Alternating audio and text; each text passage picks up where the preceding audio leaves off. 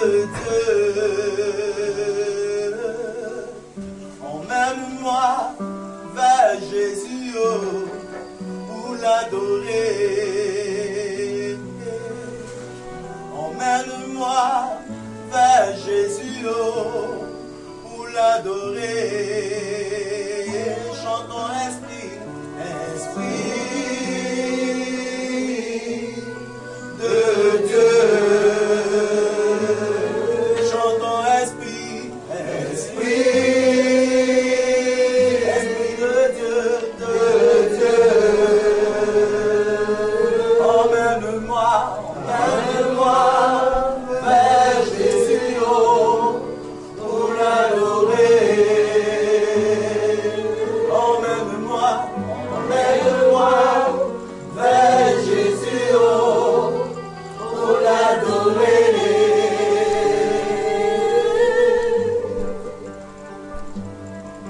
Alléluia. Tu vas acclamer le Seigneur pendant que tu t'assois.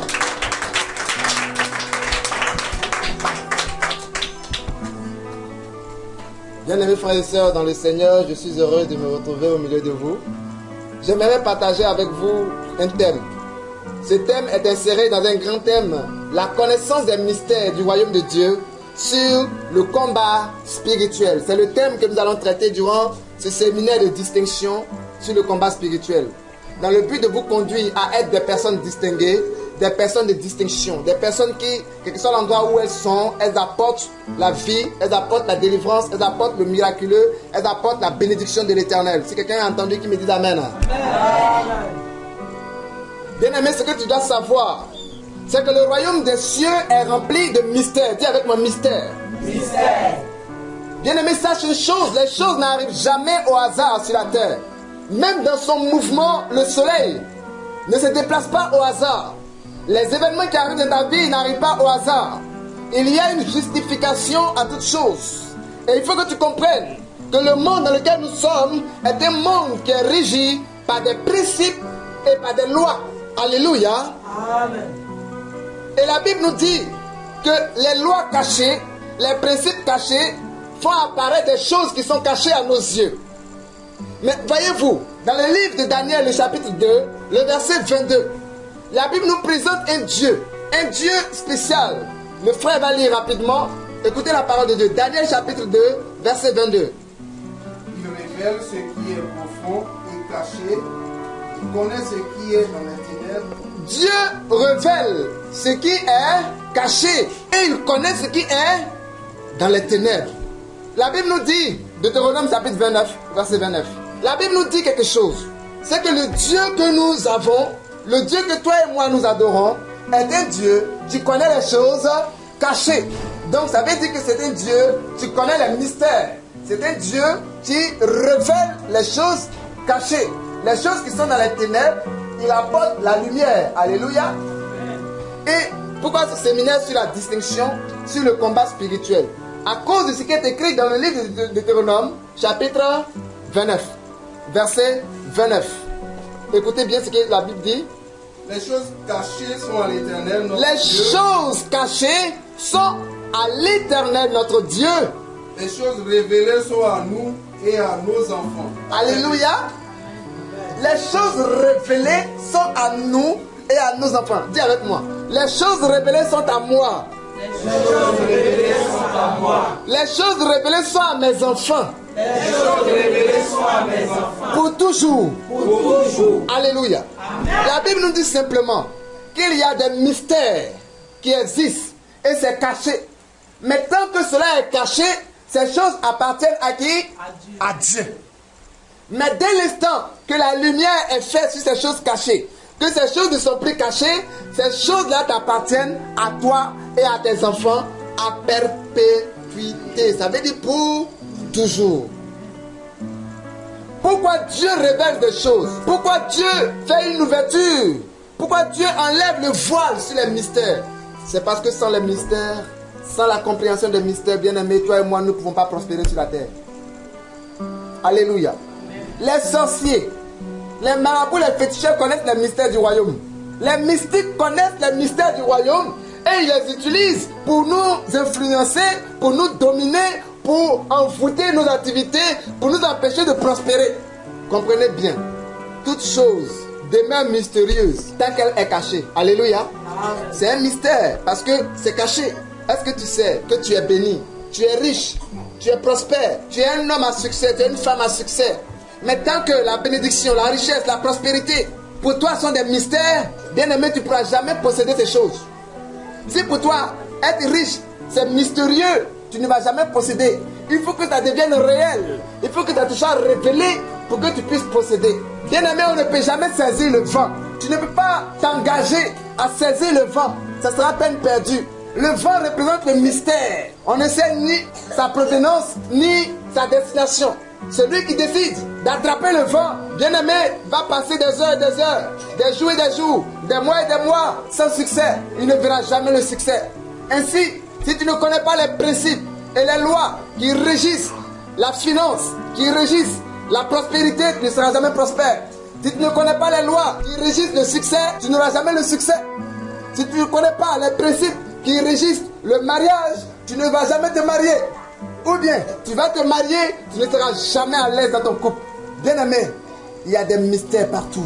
Et il faut que tu le saches. Alléluia. Amen. Si tu veux voir la gloire de Dieu, si tu veux voir la puissance de Dieu, tu dois rechercher la connaissance des mystères. Dans le livre du prophète Osée, le chapitre 4, le verset 6, la Bible dit ceci: mon peuple périt parce qu'il lui manque la connaissance. La connaissance, c'est la découverte des choses mystérieuses, quand ça devient réel, quand ça devient visible. Alléluia. Alors dans ce séminaire, nous allons connaître des mystères sur le combat spirituel. Beaucoup parmi vous avez entendu parler du combat spirituel. Certainement, tu peux définir le combat spirituel. Mais je vais déjà t'annoncer que ce que tu vas entendre ici, je suis sûr, convaincu que tu n'as jamais entendu. Alléluia.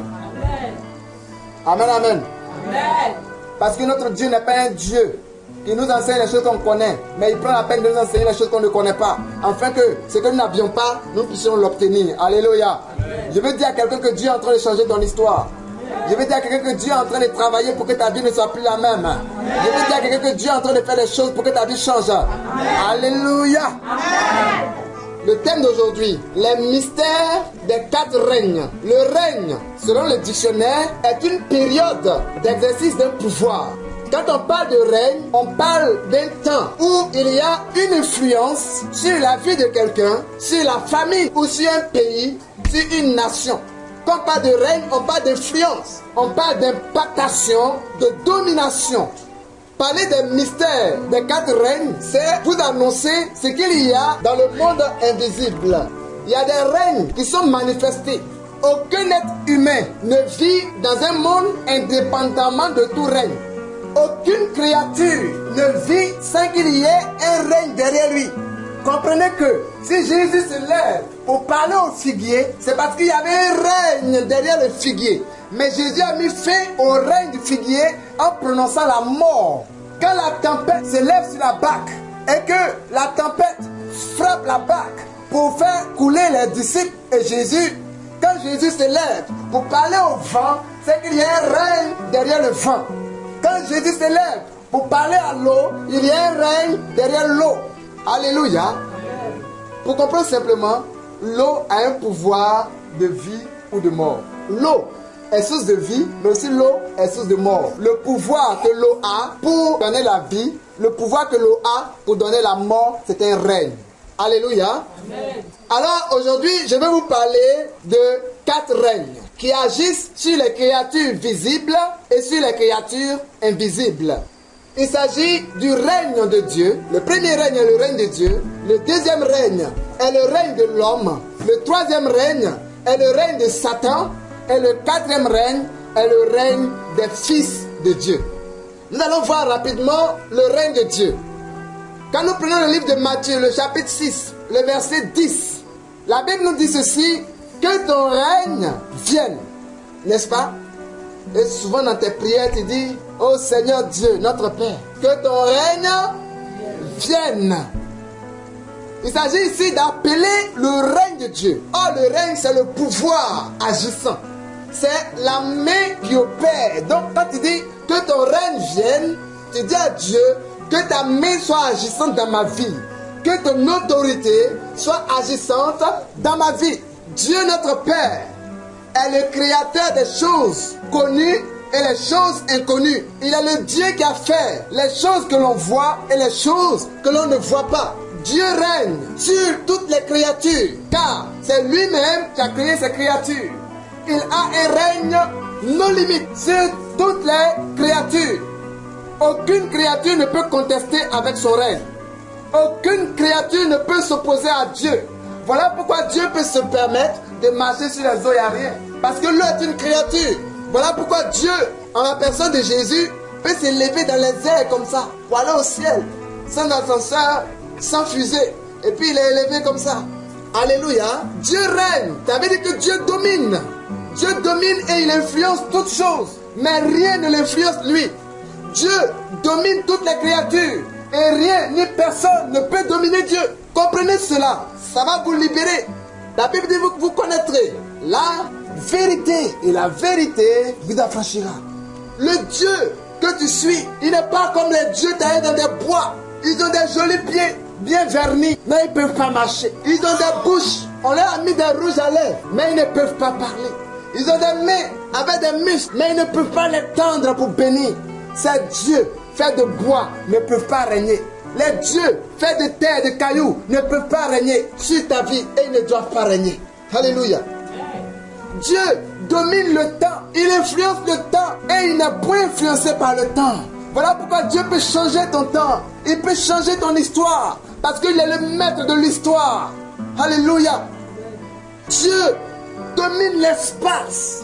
Il domine l'environnement.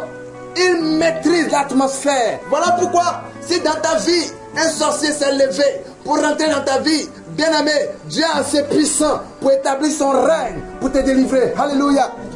Il dit dans le livre de Deutéronome, ils viendront contre toi par un chemin. Mais par 7 chemins différents, ils s'en retourneront. Alléluia. Si Dieu est avec toi, bien-aimé, sois sûr d'une chose. Tu as la meilleure part. Quel est le Dieu qui règne sur ta vie? Quelle est la question à laquelle tu dois répondre? Sinon, le Dieu de Jésus-Christ, il sait tout. Il est omniscient. Il connaît tout. Il connaît les choses cachées. Il connaît même les pensées cachées de ton cœur. Tes pensées non encore avouées. Tes secrets les plus secrètes. Alléluia. Amen. Dieu les connaît. Dieu peut tout. Il est omnipotent. Il n'a point d'adversaire devant lui. Sa puissance s'étend et agit continuellement sans limite. Il est l'auteur des miracles. Et il n'est jamais fatigué de faire des miracles. Il n'est jamais à court d'énergie pour agir, pour débloquer une situation, pour opérer un miracle. Alléluia. Est-ce qu'on peut simplement acclamer ce Dieu-là? Allez. Dieu est partout. Il est omniprésent. Car ses yeux voient une fourmi noire sur une pierre noire dans la nuit noire. Les yeux de l'Éternel voient la fourmi. Écoute, ton regard est sur toi. Sois certain de son amour. Il ne s'éloigne jamais de toi. Il est là. Le règne de Dieu est un règne total et absolu. Seul Dieu a un règne total et absolu. Notre Dieu ne combat jamais avec le diable. Le diable n'est pas son adversaire. Le diable est notre adversaire à nous. Le diable, c'est comme un jouet que Dieu a mis à côté de nous pour que nous jouions avec. Nous devons malmener le diable, lui montrer sa place. Un chrétien incapable de chasser un démon, il ne mérite pas de vivre. Le deuxième règne que nous voyons, c'est le règne de l'homme. La Bible nous dit dans le livre de Genèse, chapitre 1, verset 26, Dieu dit, faisons l'homme à notre image, selon notre ressemblance. Et c'est ce qui continue là qui est intéressant. Il dit qu'il domine sur les poissons, sur les reptiles, sur les animaux et sur toute la création. Alléluia. Amen. Donc l'homme a reçu un transfert d'autorité de la part de Dieu pour régner sur la partie de la création qu'on appelle le monde physique ou le monde visible. L'homme a un pouvoir pour régner sur la terre et non pas au ciel. Voilà pourquoi dans la prière que Jésus a enseignée à ses disciples, dans le Notre Père, il a dit que ton règne vienne sur la terre comme ce règne-là est dans les cieux. Dans le ciel, le règne de Dieu est total. Mais Dieu a donné à l'homme de manifester son règne à lui sur la terre. Dieu ne se reprend pas de ses dons. Dieu a donné à l'homme de dominer la terre. Dieu ne vient pas enlever l'homme pour dire quitte là, tu ne sais pas faire, je vais régner à ta place. Jamais. Voilà pourquoi la terre est dans la vie de l'homme. Ce qu'il fait, il assiste l'homme dans le règne. Il enseigne l'homme à régner. Il éduque. Il lui donne l'intelligence. Il lui donne la connaissance, le savoir. Il lui donne les secrets. Voilà pourquoi l'homme, ce n'est pas Dieu qui a créé la médecine. C'est l'homme, par son intelligence développée, qui a créé la médecine. Ce n'est pas Dieu qui a créé l'avion, la moto, les voitures, les vélos. Non, c'est l'homme, par l'intelligence. Cela fait partie du règne de l'homme. Alléluia. L'homme, dans son règne, a créé l'électricité. Ce n'est pas Dieu qui a créé l'électricité. Dieu a créé l'eau. Et l'homme s'est appuyé sur l'eau. Il a mis des barrages et il a créé l'électricité à partir de l'eau. Comprends que tu dois régner. Alléluia. C'est l'homme qui gère tout ce qui se passe sur la terre. Et retiens ça, c'est important. Ce qui se passe dans ta vie là, c'est toi qui gères. Or, si tu ne domines pas les choses qui arrivent dans ta vie, ces choses vont te dominer. Car bien aimé, tout ce que tu ne domines pas te domine. Ce que tu négliges, le petit problème que tu négliges aujourd'hui, le petit mal qui t'atteint, que tu négliges aujourd'hui, va finir par te tuer. Cela va te conduire au cimetière. Bien aimé, c'est l'homme qui décide, qui organise le monde physique. C'est toi qui décides de t'habiller comme tu veux. C'est toi qui décides de sortir de ta maison pour aller où tu veux. L'activité que tu fais, ce n'est pas Dieu qui t'a imposé l'activité, c'est toi-même qui as décidé de faire ces choses. Alléluia. Sache que tu es important aux yeux de Dieu. Et Dieu respecte ton règne. Somme chapitre 8, verset 5. Tous les inventeurs, tous les hommes sur la terre sont égaux. Seulement que celui qui a inventé, il a manifesté son règne. Bien-aimé, personne n'est supérieur à toi. Le riche, peut-être qu'il a trouvé le mystère, le secret. Il a appliqué et il a eu un règne de riche. Tu peux aussi devenir riche. Tu peux aussi te marier. Tu peux aussi avoir des enfants. Tu peux aussi avoir une grande maison. Tu peux avoir aussi une grande voiture. Tu peux aussi voyager, aller faire des vacances en Europe. Tu peux aussi aller en Amérique, au Canada pour aller faire des vacances. Alléluia. Tu peux aussi te promener en Asie. Somme chapitre 8, le verset 5. Qu'est-ce que l'homme pour que tu te souviennes de lui? Écoutez, un homme qu'on appelle David a réfléchi et dit ce n'est pas possible. Mais Dieu, qu'est-ce que l'homme pour que tu te souviennes de lui? Et le Fils de l'homme pour que tu prennes garde à lui. Et le Fils de l'homme pour que tu prennes garde à lui. Ça veut dire quoi? Ça veut dire que tu respectes son avis. Tu respectes sa position. Tu respectes son choix. Mais qu'est-ce que l'homme pour que toi, Dieu, tu t'inclines, toi? Tu laisses ton autorité pour respecter l'autorité de l'homme. Mais l'homme c'est quoi? L'homme c'est qui? Il se pose la question. Et lui-même, il comprend la suite. Tu l'as fait de peu inférieur à Dieu. Tu l'as fait de peu inférieur à Dieu. Laisse-moi te dire. Après Dieu, vient l'homme. Après Dieu, ce ne sont pas les anges. Après Dieu, c'est l'homme d'abord. Après l'homme, les anges et les autres créatures. Bien aimé, si tu te mets après le bœuf sera plus important que toi. Alléluia. On continue. Et tu l'as couronné de gloire et de magnificence. Tu as couronné l'homme de gloire et de magnificence. Bien aimé, une personne couronnée est une personne dont la couronne annonce qu'elle est exceptionnelle. Quand il y a une couronne sur ta tête, bien aimé, les gens te respectent. Alléluia. Oh, tu as une couronne de gloire et il a couronné l'homme. De telle sorte que même ton semblable te regarde et il te respecte pour ta couronne. La Bible dit que dans le ciel, des rois ont jeté leur couronne devant Dieu. Mais toi, quand tu arriveras devant ton Père, quand tu arriveras devant ton trône, est-ce que tu auras encore ta couronne? Ou bien tu as passé ta couronne au diable? Ou bien tu as passé ta couronne au fils de Satan? Bien-aimé, écoute-moi ce soir. Il faut que tu te réveilles. L'heure est grave. Il faut que tu te réveilles. Écoute ce que la Bible dit de toi. Tu lui as donné la domination sur les œuvres de tes mains. La Bible dit que Dieu a donné à l'homme la domination sur les œuvres de ses mains. Ça veut dire quoi? Sur tout ce que Dieu a créé, tout ce que Dieu a créé, Dieu a donné à l'homme de dominer. Ça veut dire que l'homme, la seule autorité, la seule personne, c'est qui? L'homme n'a pas autorité, c'est qui? C'est lui seul. À part lui, tout ce que Dieu a créé de ses mains, l'homme a pouvoir, l'homme a autorité de dominer. Même le diable, même les anges. Écoute, les anges là, écoutez-moi bien. Les anges là, on les envoie. Parce que, écoute, en tant que fils de Dieu, tu es le fils du Père. Entre le fils et le serviteur, qui a autorité? Alors, et le fils envoie le serviteur au nom de son Père. En tant que fils de Dieu, tu es image de Dieu. Amen. Dites-moi, l'image d'un chien, c'est quoi? L'image d'un chien, c'est quoi? L'image d'un chat, c'est quoi? L'image de Dieu, c'est qui?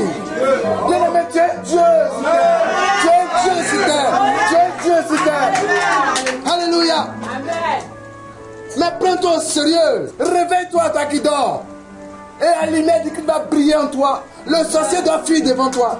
Moi, bien-aimé, moi, alléluia. Parce que j'ai compris ces choses. Que tous les sorciers de l'Afrique se réunissent, s'assoient, on va manger ensemble. Je vais les saluer. Donc quand vous voulez manger, viens manger. Et puis il n'y a rien. Alléluia. Celui qui est en moi est plus fort que celui qui est dans le monde. Oh. Alléluia. Bien-aimé, écoute. Pour te donner la preuve que tu es supérieur aux anges, voilà ce que la Bible dit. Tu as tout mis sous ses pieds. Tu as tout mis sous ses pieds. Alléluia. C'est-à-dire que sous tes pieds là, tout est déjà mis. La richesse, l'or, l'argent. Alléluia. Et toutes les bénédictions sont sous tes pieds. Voilà pourquoi le Seigneur va dire à Josué, mais lève-toi. Moïse qui dominait, qui régnait, qui vous permettait de vivre. Moïse est mort. Maintenant toi lève-toi et marche comme un guerrier. Tout endroit où la plante de tes pieds touchera, possédera. Alléluia. Alléluia. Parce que tout est sous tes pieds. Tiens-toi debout, frappe ton pied comme ça au sol. Je possède les richesses de la terre. Je possède les richesses de la terre. Tout m'est soumis. Tout m'est soumis. Au nom de Jésus. J'acclame le Seigneur. Nous prenons le livre d'Hébreux. Hébreux chapitre 1. Écoutez à partir du verset 1 jusqu'au verset 8. Écoutez bien la parole de Dieu. Après avoir autrefois, à plusieurs reprises et de plusieurs manières, parlé à nos pères par les prophètes, Dieu, dans ces derniers temps, nous a parlé par le Fils. Il a établi héritier de toutes choses. Par lui, il a aussi créé l'univers. Le Fils est le reflet de sa gloire et l'empreinte de sa personne. Alléluia. La Bible dit que le Fils, nous allons revenir là-dessus parce que ce séminaire est pour les fils de Dieu. Bien aimé, moi maintenant j'ai une soif. Je ne veux plus parler aux enfants. Je vais parler aux fils. Parce que l'enfant dans la maison passe son temps à demander, à pleurnicher. Papa donne-moi, quand il ne donne pas, il se plaint. Hein, il court, il gaspille les biens de la famille. Il n'a même pas le souci des choses de la vie. Et la Bible dit que lorsque l'héritier est encore enfant, on ne lui confie pas la richesse parce qu'il est immature. On attend qu'il soit grand d'abord avant de lui confier son héritage. Alléluia. Mais je crois que le temps est arrivé où les enfants de Dieu deviennent des fils de Dieu afin de bénéficier de l'héritage que Jésus-Christ nous a laissé. Voilà pourquoi je vais parler au Fils. La Bible dit que le Fils est le reflet de la gloire du Père. Alléluia. Et la Bible continue par dire, le verset 5. Il soutient toutes choses par sa parole puissante. Verset 5. Car auquel des anges Dieu a-t-il jamais dit? La Bible dit, auquel des anges Dieu a-t-il jamais dit? Tu es mon fils. Tu es mon fils. Écoutez, pour que vous compreniez bien que l'homme est supérieur aux anges. Écoutez, la Bible dit, Dieu dit aux anges là, il n'a jamais dit tu es mon fils. Ok? Je t'ai engendré aujourd'hui. Et encore, je serai pour lui un père et il sera pour moi un fils. Dieu n'a jamais dit à un ange, je serai ton père, tu seras mon fils. Mais Dieu a dit ça à l'homme. Alléluia. Le verset 7. De plus, il dit des anges. Il dit des anges. Il fait de ses anges des esprits. Il fait de ses anges des esprits. Et des serviteurs. Et des serviteurs. Une flamme de feu. Une flamme de feu. Alléluia. Amen. Alléluia. Amen. Est-ce que vous avez compris quelque chose? Amen. Non, vous n'avez pas bien compris. Lis-moi le verset 6. De plus. Non, lis-moi le verset 6. Et de nouveau, lorsqu'il introduit dans le monde le premier-né.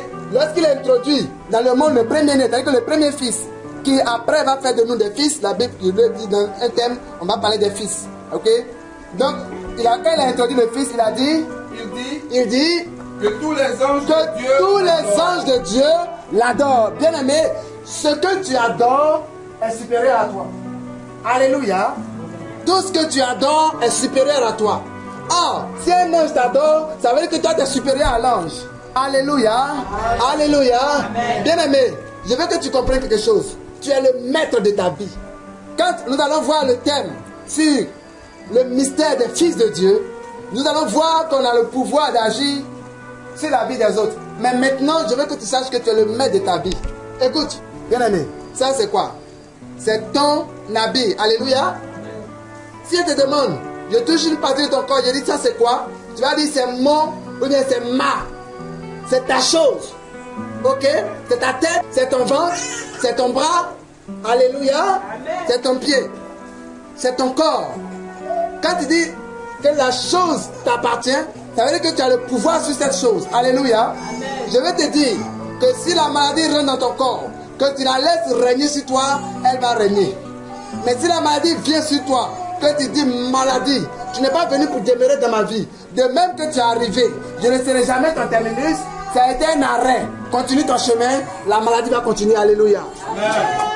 Bien aimé, si les problèmes arrivent dans ta vie, que tu les accueilles pour les héberger, ils vont rester là.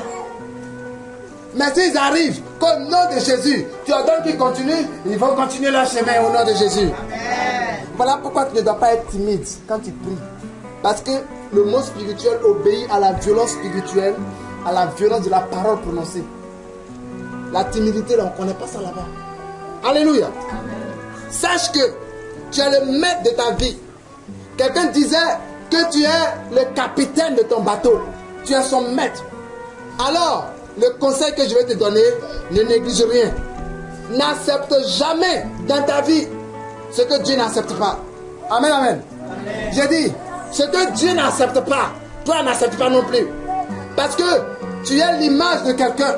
Si lui refuse la pauvreté, toi n'accepte pas la pauvreté. Si lui refuse qu'un démon règne sur lui, un démon lui donne des ordres, un démon l'influence, toi, refuse qu'un démon t'influence. Refuse qu'un démon règne dans ta vie. Refuse. Alléluia. Amen. Alléluia. Amen. Dis avec moi, je refuse la maladie. Je refuse la maladie. Je refuse la faiblesse spirituelle. Je refuse la peur. Je refuse la défaite. Je ne serai jamais à l'accueil. Je serai toujours à la tête. Au nom de Jésus. Au nom de Jésus. Au nom de Jésus.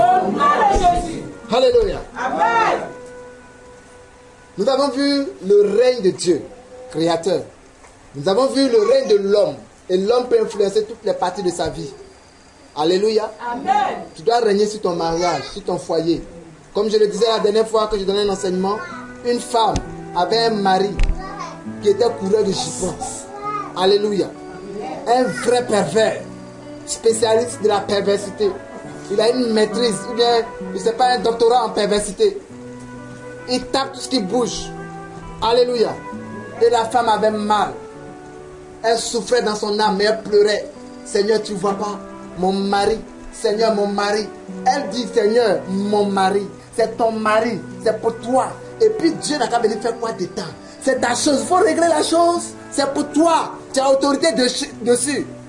Tout ce qui t'appartient, tu as autorité dessus. Elle pleure, pleurniche. Et Dieu envoie un homme de Dieu. Elle explique à l'homme de Dieu, elle croyait que l'homme de Dieu va dire, hé Jacob. Il dit, oh, tu n'as pas honte. Dieu t'a envoyé auprès d'un homme. Il est en train de s'égarer. Dieu compte sur toi pour le sauver là. Tu passes ton temps en train de pleurer. Oh, alléluia. Et il dit, tais-toi. Là où il est, ordonne qu'il vienne à toi. Que son âme soit libérée. Alléluia. Amen. La femme s'est mise en prière avec l'homme de Dieu. Elle dit, mon mari, là où tu es, ton esprit, là où tu es, j'envoie le trouble dans ton esprit. Tu n'as plus la paix. Tu ne peux pas être tranquille. Là où tu es, ne te donne honte. Elle savait qu'il était couché sur un lit. Elle savait. Mais elle priait. Elle priait. Et elle l'ordonnait avant qu'elle finisse de prier. Parce qu'elle a commencé, au début c'était dur, c'était timide. Mais au fur et à mesure, elle a eu un zèle pas possible. Une fois, elle criait. Le gars est rentré en trompe dans la maison en courant. Il a glissé comme fou. Il s'est mis à genoux en même temps. Chérie, pardon. Je sais qu'il était trompé. Moi-même, il était trompé, c'est pas ce qui m'arrive. Mais aujourd'hui, là, c'est fini. C'est fini, oh, c'est fini. On dirait le gars, il a vu la mort. En fait, il était sous l'emprise d'un envoûtement. C'était un envoûtement spirituel. Il avait besoin d'aide. Et sa femme, au lieu de prier, au lieu d'ordonner, elle s'est lamentée. Alléluia. Est-ce que c'est Dieu qui est venu délivrer son mari? c'est son mari. De même, tes activités peuvent être délivrées. Ton foyer, tes enfants. Je termine rapidement. Le règne de Satan. Le troisième règne. Après le règne de Dieu, après le règne des hommes, le règne de Satan. De même que l'homme reçoit son autorité, son règne de Dieu, de même, Satan reçoit son autorité de l'homme. Dieu n'a jamais donné à Satan le pouvoir de dominer l'homme. Jamais. Dieu n'a jamais prévu que Satan vienne fatiguer l'homme. Jamais. Ce n'est pas dans le plan de Dieu. Alléluia. La Bible nous dit en Luc chapitre 4, verset 6. Le diable ose se présenter avec orgueil devant Jésus. Et lui dit, regarde, tous les royaumes de la terre et leur gloire, toutes les richesses du monde m'appartiennent, cela m'a été donné. Il confesse que cela lui a été donné. Ça veut dire que ce n'était pas pour lui, mais on lui a donné. Mais qui lui a donné? Cela lui a été donné par Adam, quand Adam a péché. Et chaque fois que tu pries Dieu, donne-moi, que Dieu te donne, que tu pêches, tu donnes ça au diable. Alléluia. On va y revenir, le temps est déjà trop avancé, je vais évoluer rapidement. La condition du règne de l'homme, c'était quoi? C'était que l'homme obéisse à Dieu. Dès l'instant où il a désobéi, il ne régnait plus. Quand il ne régnait plus, Satan a commencé à régner sur lui. Quand l'homme a fini de pécher, la Bible dit quoi? Il s'est vu nu. Nu, ça veut dire dépouillé. Ça veut dire qu'il a tout perdu. Le roi qui donnait des ordres. Et puis tout se passait. Maintenant, la Bible dit que la terre est devenue rebelle. La terre qui devait lui donner la nourriture. Au lieu de lui donner la nourriture, elle lui donne maintenant quoi? Des ronces et des épines. La terre est maudite à cause de l'homme. Alléluia. Le règne de Satan, c'est un règne autorisé par l'homme. Ça veut dire que l'homme peut même faire un règne de Satan. Parce que Satan n'a aucun pouvoir sur l'homme, à part le pouvoir que l'homme lui donne d'avoir. Alléluia. Les parties de ta vie que tu as laissées au diable, le diable pourra y jouer. Mais si aujourd'hui tu te lèves et que tu chasses le diable de ta vie, il ne pourra rien faire. Alléluia. Amen. Alléluia. Amen. Attends, vous trouvez que c'est bizarre? À cette heure-là, vous avez sommeil? À cette heure-là, normalement, vous avez sommeil. Et puis vous avez sommeil maintenant, non? Vous avez envie de dormir. Il y a d'autres qui dorment. Vous trouvez que c'est normal? Ah, vous ne comprenez pas. C'est un esprit que le diable envoie pour t'empêcher d'entendre la parole de Dieu. Parce que c'est la parole de Dieu qui va créer la foi, qui va créer la délivrance. Ce n'est pas la prière. Hein. Ce n'est pas la prière qu'on fait pour toi. Alléluia. C'est la connaissance qui libère. Le Seigneur n'a pas dit vous allez prier pour eux et ils vont être libérés. On dit vous connaîtrez la vérité. Mais la vérité passe du don. Alléluia. Amen. Je vous comprends, ce n'est pas votre faute. Le diable règne un peu. Mais dis avec moi, à partir d'aujourd'hui, c'est fini. Satan, je mets fin à ton règne sur ma vie. Au nom de Jésus. Le quatrième règne, c'est le règne des fils de Dieu. Et ça, c'est un règne intéressant. La Bible nous dit, à vous, Dieu a donné de connaître les mystères du royaume. Et la connaissance des mystères te confère un règne. Nous allons lire rapidement pour terminer. Apocalypse chapitre 12, verset 10. Et j'entendis dans le ciel une voix forte qui disait. Et j'ai entendu dans le ciel une voix forte qui disait. Maintenant le salut est arrivé. Maintenant le salut est arrivé. Ainsi que la puissance, le règne de notre Dieu. Ainsi que la puissance, le règne de notre Dieu. Et l'autorité de son Christ. Et l'autorité de son Christ. Car il a été précipité, l'accusateur de nos frères. Car il a été précipité, l'accusateur de nos frères. Merci. Comprenez que le mystère du salut a été révélé. La Bible nous dit que le règne de Christ est manifesté. Que veut dire Jésus? Dieu sauve. Alors, quand Jésus veut dire Dieu sauve, et puis tu dis au nom de Jésus, ça dit que Seigneur, établis ton règne de salut dans ma vie. Quand tu dis au nom de Jésus, ça veut dire que le salut de Dieu soit manifesté. Mais le salut là, c'est quoi? La Bible nous dit en Colossiens chapitre 2, le verset 15, qu'il a dépouillé. Dépouillé veut dire quoi? Quand l'homme a péché, le règne de l'homme est passé dans les mains de Satan. Donc le pouvoir a changé de main. Quand Jésus est venu, il a dépouillé. C'est-à-dire qu'il a arraché le pouvoir que Satan avait sur l'homme. Vous comprenez? Et puis il a fait un transfert. Bon, transfert de pouvoir. Quand tu prends ton portable, et puis tu fais un transfert d'unité. Si tu as mis 500 et que tu as balancé, et qu'on met le transfert est parti. Alléluia. Est-ce que les 500 se trouvent encore dans ton portable? Alléluia. Donc quand il est venu, la Bible nous dit en Colossiens chapitre 1 verset 13 qu'il nous a transférés du royaume des ténèbres au royaume de son Fils, du royaume des lumières. Donc tu as été transféré. Toi-même là, tu n'es plus du monde des ténèbres. Tous tes biens aussi ont été transférés et ton pouvoir t'a été redonné. Voilà pourquoi le Seigneur nous dit dans Luc chapitre 10 verset 19, voici je vous ai donné. Il n'a pas dit voici je vous donne, mais il dit voici je vous ai déjà donné le pouvoir de marcher sur les serpents, sur les scorpions et sur toute la puissance de l'ennemi. Et il ajoute, rien ne pourra vous nuire. Bien-aimé, l'autorité se trouve avec toi, le pouvoir se trouve avec toi. Désormais, par Jésus, par son sacrifice à la croix, désormais, tu as le pouvoir d'agir. Donc voilà pourquoi il dit, oh honte, à ceux qui ont encore peur des sorciers. Il dit en Jean chapitre 14, verset 12, celui qui croit en moi, il fera les choses que j'ai faites et il en fera de plus grandes. Alléluia. Alors, je veux que quelqu'un se lève. Non, restez assis. Il y a une personne que je veux que la personne se lève. Tu souffres d'un mal bizarre, d'une maladie bizarre. Tu soignes, ça s'en va, ça revient, ça s'en va, ça revient. Toi-même, tu es fatigué. Tiens-toi debout. Tu n'es pas seul, il y a quelqu'un ici. Devant moi, tout bras. Il y en a encore. Dieu me convainc qu'il y en a encore. Mon frère, pour me chercher rapidement pour terminer, Daniel chapitre 2, verset 44.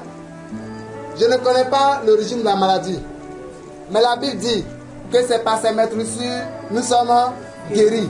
La Bible précise que les maladies qui devaient nous atteindre, vous voyez, les maladies qui devaient être sur nous là, c'est pour ça que Jésus Christ est mort sur la croix. Alléluia. Il a déjà payé le prix de la maladie. Donc ce n'est pas normal que tu sois aujourd'hui sur le pouvoir d'une maladie.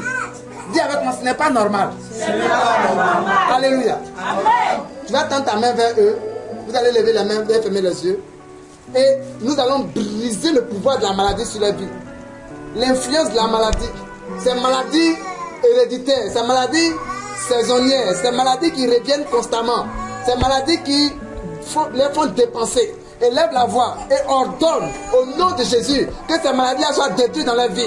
Libère les existences du pouvoir de la maladie. Prie. Au nom de Jésus, j'ordonne maintenant que la maladie libère ton âme, libère ton corps, libère ton esprit. Au nom de Jésus, maladie, sois foudroyée. Maladie, sois foudroyée. J'envoie la foudre, la foudre, la foudre, la foudre, la foudre, la foudre sur toi. Au nom de Jésus, je te détruis, je détruis ton pouvoir, je détruis ton pouvoir, je détruis ton pouvoir. Au nom de Jésus de Nazareth.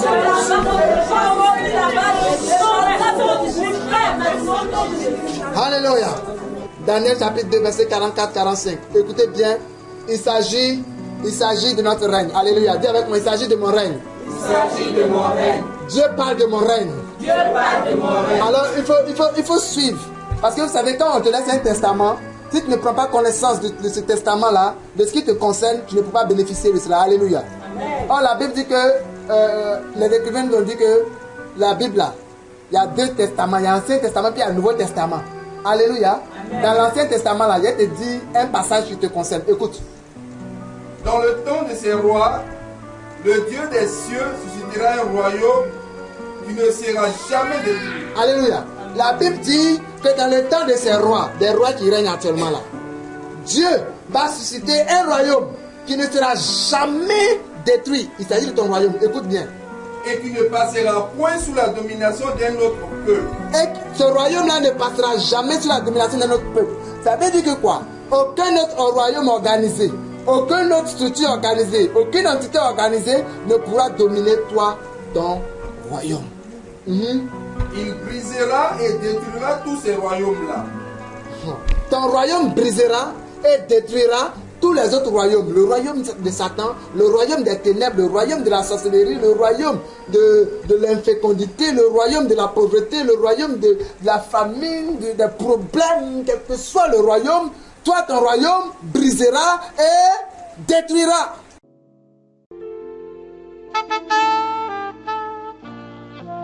Cet enseignement vous a certainement fait du bien. Pour commander d'autres enseignements du modérateur Armand de la Croix, ou, pour rencontrer l'homme de Dieu, appelez au 07 32 95 65. 07 32 95 65. Que Dieu vous bénisse.